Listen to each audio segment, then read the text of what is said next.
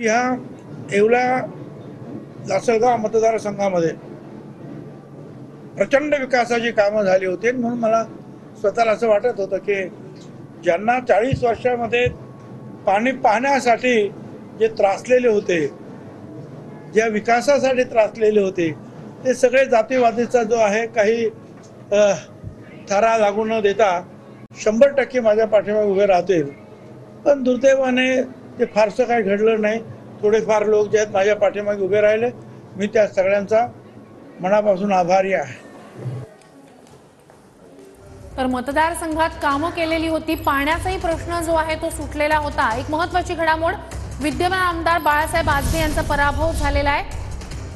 आष्टी पाटोदा मतदारसंघात भाजपचे सुरेश धस यांचा विजय झालाय. मेहबूब शेख यांचा दारुण पराभव आहे. सांगलीच्या पलूस कडेगाव मतदारसंघातून काँग्रेसच्या विश्वजित कदम यांची विजयी घोडदौड, भाजपच्या संग्राम देशमुख यांचा पराभव. कागलमध्ये हसन मुश्रीफ यांचा विजयी षटकार. मुश्रीफ यांनी समरजित सिंह घाटगे यांचा 11,609 मतांनी पराभव करत पुन्हा एकदा विजय खेचून आणला. सिंधुदुर्गच्या श्रीवर्धन मतदारसंघातून आदिती तटकरे यांचा विजय झालेला आहे. शरद पवार गटाच्या अनिल नगवणे यांचा मात्र पराभव झालेला आहे.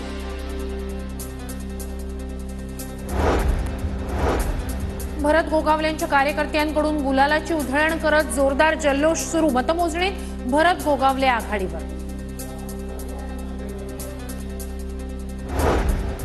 दापोलीमध्ये शिंदे गटाच्या योगेश कदम यांच्या कार्यकर्त्यांचा जल्लोष.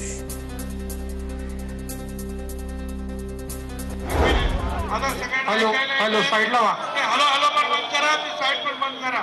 एवढ्या लोकांना बाजूला करता येणार नाही. तिथे ठेवा.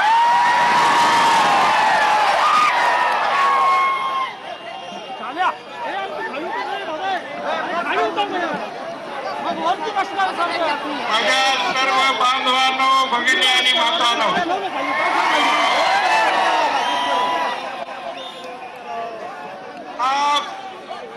आपला जो विजय आहे हा तुमच्या सगळ्यांच्या कष्टाचा घामाचा,